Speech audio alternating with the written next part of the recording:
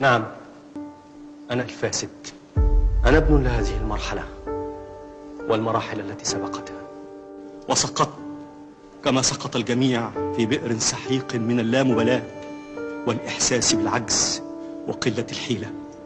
تاجرت في كل شيء، في القانون والأخلاق والشرف، أنا لا أنكر شيئا ومستعد للحساب وتحمل المسؤولية، لكني اصطدمت بحالة خاصة جعلتني أراجع نفسي، أراجع موقفي كله، أراجع حياتي وحياتنا.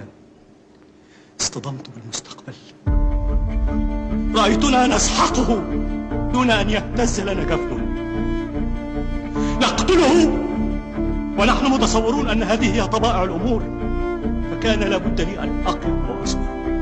إن هذه جريمة كبرى، لابد أن يحاسب من تسبب فيها. كلنا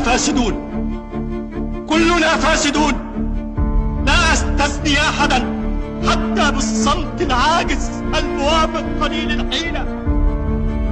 سيد الرئيس، أنا ومعي المستقبل كله نلوذ بكم ونلجأ إليكم، فأغيثونا.